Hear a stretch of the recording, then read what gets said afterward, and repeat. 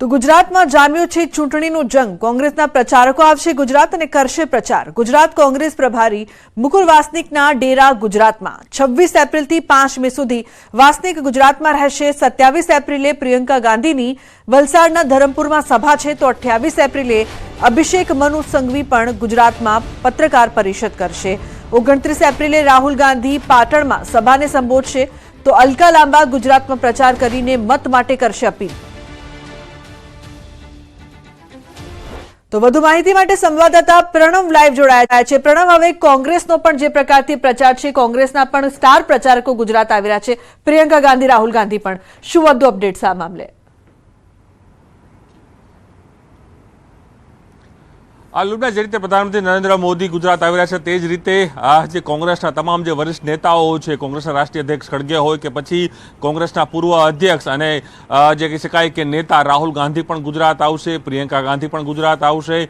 તો સાથે જ જે પૂર્વ સીએમઓ રહી ચૂક્યા છે, અશોક ગેહલોત હોય, પછી કમલનાથ હોય કે પછી જે કહી શકાય કે બઘેલ છે, એ તમામ જે નેતાઓ છે તે ગુજરાત આવશે। ખાસ કરીને જ્યારે 27મી તારીખથી 5 તારીખ સુધી, જ્યાં સુધી પ્રચાર પડઘમ સાંજ, ત્યાં સુધી ગુજરાત કોંગ્રેસના જે પ્રભારી છે મુકુલ વાસનિક, તેઓ સતત ગુજરાતમાં ધામા નાખીને બેસીને તમામ અલગ અલગ જે લોકસભાઓ છે, 26 લોકસભાઓની અંદર તેઓ એ કવર કરશે અને તમામ જગ્યાએ જે જનસંપર્ક સંવાદ છે તે કરશે। ત્યારબાદ 27મી તારીખે રાહુલ જે પ્રિયંકા ગાંધી જે છે એ ધરમપુર ખાતે જે દરબારગઢ છે ત્યાં તેઓ જનસભા કરશે। તેની અંદર વલસાડ લોકસભા છે, દક્ષિણ ગુજરાતના જે વિસ્તારો છે તેનો ત્યાં સમાવેશ કરવામાં આવશે। ત્યારબાદ 28મી તારીખે 28મી એપ્રિલ જે છે એમાં અભિષેક મનુ સિંઘવી તે ત્યાં આવશે। 29મી તારીખે રાહુલ ગાંધી ગુજરાત આવશે અને તે પાટણ ખાતે જનસભા સંબોધન કરશે। એ જ રીતે અલકા લાંબા જે ગુજરાતમાં આવશે, તેઓ મહિલાઓ માટે ખુદ પ્રચાર કરશે। પવન ખેડા છે, સુપ્રિયા સિનેટ છે, પછી જે કહી શકાય કે યુવા નેતા કનૈયા કુમાર, જેઓ દિલ્હી ખાતે તેઓ કોંગ્રેસ પાર્ટીના ઉમેદવાર છે, તેમ છતાં પણ તેની ડિમાન્ડ હતી કે તેઓ અહીં પણ ગુજરાતમાં આવે, અહીં પ્રેસ કોન્ફરન્સ કરે, અથવા પછી જે અમદાવાદની જે શહેરો છે કે પછી જે કહી શકાય કે ઉત્તર ગુજરાતની અનેક એવી બેઠકો છે જ્યાં તેઓ ધુઆધાર પ્રચાર છે કરશે। ચોક્કસ એ માની શકાય કે રાજકીય જે કહી શકાય કે મતદાનનો દિવસ નજીક આવી રહ્યો છે, તેમ તેમ પ્રચાર પણ તેજ થઈ રહ્યો છે, રાજકીય પક્ષો પણ એક્ટિવ જોવા મળી રહ્યા છે અને ખાસ કરીને તમામ દિગ્ગજ નેતાઓ, દિલ્હીના તમામ દિગ્ગજ નેતાઓ ગુજરાતમાં ધામા નાખી રહ્યા છે।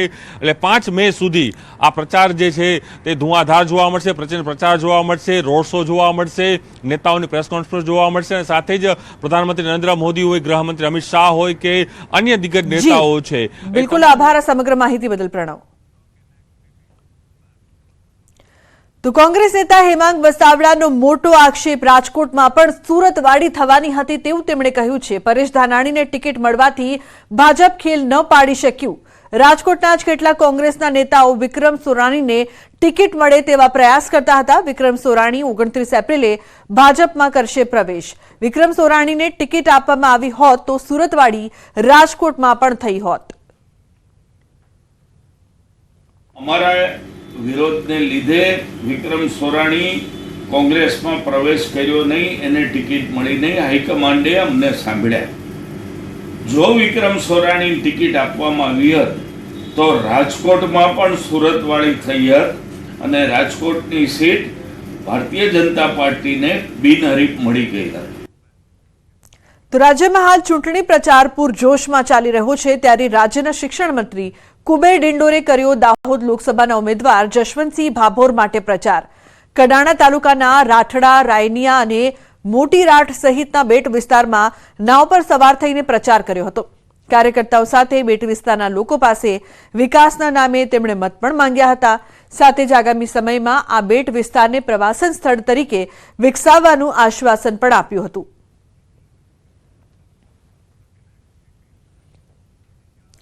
તો 7 મેના રોજ ગુજરાતમાં યોજાવાની છે લોકસભાની ચૂંટણી। આ ચૂંટણીમાં વધુમાં વધુ મતદાન થાય તે માટે ચૂંટણી પંચ દ્વારા વિવિધ પ્રયાસો હાથ ધરવામાં આવી રહ્યા છે।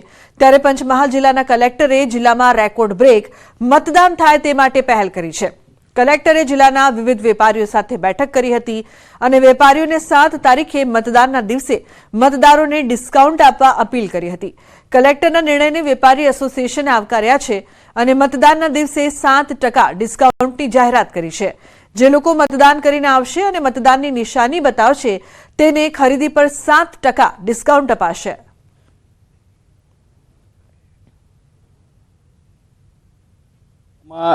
જે જ્વેલરી શોપના જે હતા એ લોકોએ 7% ડિસ્કાઉન્ટ આપ્યું છે એમની ઘડાઈ ઉપર, અને ઓટોમોબાઈલ્સ વાળા હતા એ લોકોએ જ્યાં સુધી હાથ ઉપર નિશાન રહે ત્યાં સુધી આવશે ત્યાં સુધી એ લોકોને 7% ડિસ્કાઉન્ટ આપવાનું નક્કી કર્યું છે. અલગ અલગ વેપારી એસોસિએશન્સને આપણે અપીલ કરી હતી કે 7મી તારીખે જ્યારે મતદાનનો દિવસ છે ત્યારે એને ત્યાં જે મતદાન કરીને નાગરિકો આવે એને અવસર ડિસ્કાઉન્ટ તરીકે 7% ડિસ્કાઉન્ટ આ લોકો આપે.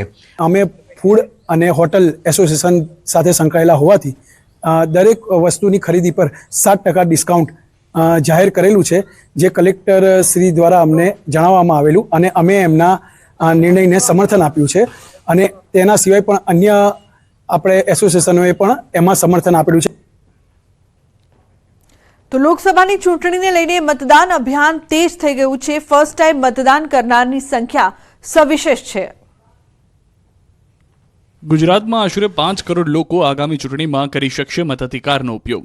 ઈપીઆઈસી કાર્ડ ન હોય તો ઈપીઆઈસીની પ્રિન્ટ પણ ઓળખના પુરાવા તરીકે માન્ય ગણાશે. મતદાનની ટકાવારી વધારવા માટે રાજ્યભરમાં પખવાડિક સઘન મતદાન જાગૃતિ કાર્યક્રમનું આયોજન કરવામાં આવ્યું છે. લોકસભાની સામાન્ય ચૂંટણી તેમજ વિધાનસભાની પેટા ચૂંટણી માટે માત્ર એવા તમામ નાગરિકો પોતાનું નામ મતદાર યાદીમાં નોંધાવી લે તે માટે સઘન મતદાર જાગૃતિ કાર્યક્રમો યોજવામાં આવ્યા હતા, જેના ભાગરૂપે જાન્યુઆરી 2024માં પ્રસિદ્ધ થયેલી મતદાર યાદીની સાપેક્ષ કુલ 3 લાખ કરતાં વધુ મતદારો નોંધાયા છે, તો અંતિમ મતદાર યાદીમાં વિદેશમાં વસતા 900 મતદારો નોંધાયા છે. 12 લાખ કરતાં વધુ ફર્સ્ટ ટાઈમ વોટર મતદાન કરશે. બીએલઓ દ્વારા વોટર ઇન્ફોર્મેશન સ્લીપ લોકોના ઘરે પહોંચાડવાનું શરૂ કરી દેવાયું છે. 22,700 કરતાં વધુ મતદારોએ હોમ વોટિંગ માટે અરજી કરી છે. જનરલ ઓબ્ઝર્વરની હાજરીમાં તારીખ 27 એપ્રિલ સુધીમાં ઈવીએમના બીજા રેન્ડમાઇઝેશનની કામગીરી હાથ ધરવામાં આવશે. તારીખ 25 એપ્રિલથી વિધાનસભા પેટા ચૂંટણી માટે અને તારીખ 27 એપ્રિલથી લોકસભા સામાન્ય ચૂંટણી માટે ઈવીએમના કમિશનિંગની કામગીરી હાથ ધરવામાં આવશે. 28 એપ્રિલને રવિવારના રોજ સમગ્ર રાજ્યમાં 49,140 મતદાન મથકો ખાતે નો યોર પોલિંગ સ્ટેશન અભિયાનનું આયોજન કરવામાં આવશે. 5 મે 2024ના રોજ પોલિંગ સ્ટાફના ત્રીજા રેન્ડમાઇઝેશનની કામગીરી હાથ ધરવામાં આવશે. 22 એપ્રિલના રોજ પ્રસિદ્ધ થયેલી હરીફ ઉમેદવારોની યાદી પ્રમાણે લોકસભાની ચૂંટણી માટે કુલ 266 ઉમેદવારો તેમજ વિધાનસભા પેટા ચૂંટણી માટે કુલ 24 ઉમેદવારો વચ્ચે ચૂંટણી યોજાશે. તો બુલેટિનમાં હાલ રોકાઈશું એક બ્રેક માટે. તે પહેલા નજર કરીએ ટોપ 3 ન્યૂઝ પર. બફારા ઉકળાટમાં હજુ પણ નહીં મળે છુટકારો. હવામાન વિભાગની હીટવેવની આગાહી. અમદાવાદના વસ્ત્રાપુર ગામમાં મોડી રાત્રે જૂથ અથડામણ, એકનું મોત, 6 થી 7 લોકો ઘાયલ. મંદિરમાં નામ લખાવવા બાબતે મામલો બિચક્યો હતો.